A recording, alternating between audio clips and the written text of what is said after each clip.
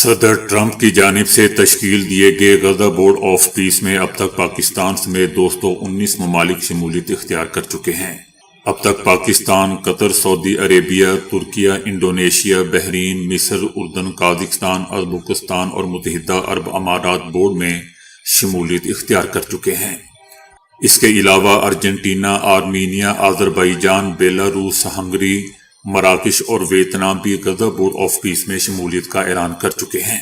یاد رہے دوستو کہ اس بورڈ کا مقصد غزہ کی بحالی کے امور کی نگرانی بتایا گیا تھا، تاہم اس کے چارٹر میں اس کے دائرہ کار کو صرف غزہ تک محدود نہیں کیا گیا۔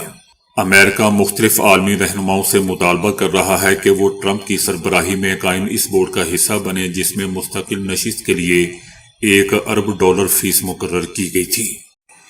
امریکہ میں سائنسدانوں نے ایک ایسا روبوٹ تیار کیا ہے جو انسانوں کے ہونٹوں کی حرکت کا مشاہدہ کر کے اس کی نقل کر سکتا ہے۔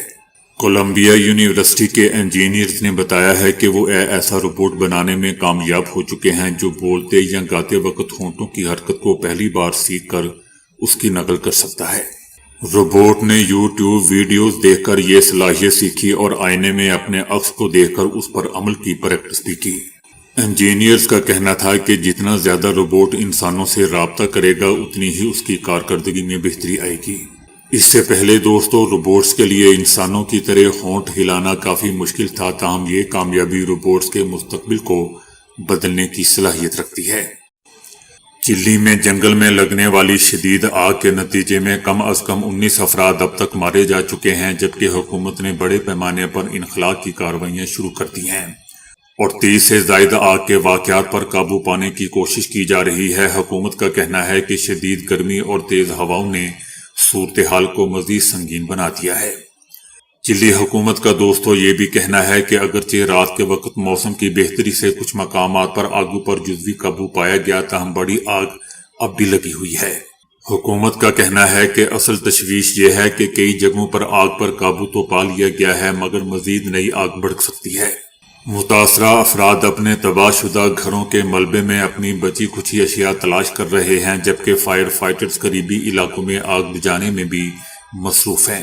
51 سالہ ایک خاتون کا کہنا تھا جو اپنے آبائی گھر کی راکھ پر یادگاریں تلاش کر رہی تھی۔ اس کا کہنا تھا کہ آگ اس قدر تیزی سے پھیلی کہ فرار کا موقع بھی نہ مل سکا۔ حکومت کا کہنا ہے کہ اب تک 325 مکانات مکمل طور پر تباہ ہو چکے ہیں، جبکہ مزید 1100 گھروں کا جائزہ لیا جا رہا ہے۔ اب تک 35,000 ایکڑ سے زائد رقبہ جل چکا ہے، جو ایک بڑے امریکی شہر کے برابر ہے۔ ماہرین کا کہنا ہے کہ مسلسل بلند درجہ حرارت، خشک کا ماحول اور تیز ہواؤں نے آگ کو بے قابو کر دیا ہے۔ یاد رہے دوستو کہ چلی اور ارجنٹائن میں نئے سال کے آغاز سے ہی شدید گرمی کی لہر جاری ہے، اور اس ماہ ارجنٹائن کے پٹاگونیا میں بھی بڑے پیمانے پر جنگلاتی آگ لگ گئی تھی۔ اٹلی کے عالمی شہرت یافتہ سیاحتی جزیروں لیپاری اور سسلی کے ساحلی علاقوں میں سمندری طوفان ہیری نے تباہی مچا دی۔ 74 میل فی گھنٹے کی رفتار سے چلنے والی ہواؤں سے 9 میٹر تک اونچی موجیں پیدا ہوئیں۔ سمندری طوفان سے اٹھنے والی یہ طاقتور لہریں اپنی حدود کو عبور کرتی ہوئی جزیرے میں بنے ہوٹلز اور گھروں میں بھی داخل ہو گئیں۔ گھروں میں داخل ہونے سمندری پانی نے گھر کی قیمتی اشیاء کو تباہ و برباد کر کے رکھ دیا۔ سمندری پانی سے جزیرے میں سڑکیں زیر آب آ گئیں۔ ساحلی علاقوں سے تقریباً 190 افراد کو محفوظ مقامات پر منتقل کیا گیا، جن میں ایک نگہداشت مرکز کے 32 رہائشی بھی شامل تھے۔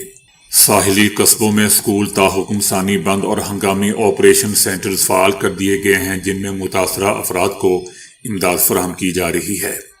ادھر گھروں میں سمندری پانی داخل ہونے کی ویڈیو سوشل میڈیا پر وائرل ہوگی، جس سے طوفان کی ہولناکی کا اندازہ لگایا جا سکتا ہے۔ گل پلازہ میں سرچ آپریشن کے دوران مزید 30 باڈیز ملی ہیں، جس کے بعد دوستوں مرنے والوں کی تعداد 61 تک جا پہنچی ہے۔ مزید لاپتہ افراد کی تلاش کے لیے سرچ آپریشن 6 روز بھی جاری ہے۔ حکومت سندھ کا کہنا ہے کہ لاپتہ افراد کی تعداد 88 ہو چکی ہے۔ تمام 30 باڈیز ایک کراکری کی دکان سے ملی ہے۔ ملبہ ہٹانے کا کام روک دیا گیا ہے، پہلے باڈیز نکالی جا رہی ہیں۔ گل پلازہ میں دوستوں آگ لگنے کے بعد لوگوں نے خود کو بچانے کے لیے ایک دکان میں بند کر لیا تھا۔ ان افراد کی آخری موبائل لوکیشن بھی اسی جگہ کی آئی تھی۔ پولیس سرجن نے بتایا ہے کہ مجموعی طور پر 28 باڈیز موصول ہوئی ہیں۔ ابتدائی طور پر 6 باڈی مکمل اور قابل شناخت تھی۔ ڈاکٹر سمیہ سید کا بھی کہنا تھا کہ گزشتہ رات مزید 3 باڈیز شناخت ہونے کے بعد ورثہ کے حوالے کر دی گئیں۔ ان کا کہنا تھا کہ مزید 3 سے 4 ڈی این اے رپورٹس آنے کی توقع ہے۔ آگ کی شدت کے باعث ڈی این اے شدید متاثر ہوئے ہیں، شناخت کا عمل مشکل ہے۔ یاد رہے دوستو کہ ریسکیو اہلکار 40 گھنٹوں بعد گل پلازہ کی عمارت میں داخل ہوئے اور لاپتہ افراد کی تلاش میں آپریشن شروع کیا، تاہم کام کے دوران بھی عمارت کے مختلف حصوں سے آگ بھڑک اٹھی تھی، جس سے ریسکیو کا کام بھی متاثر ہوا۔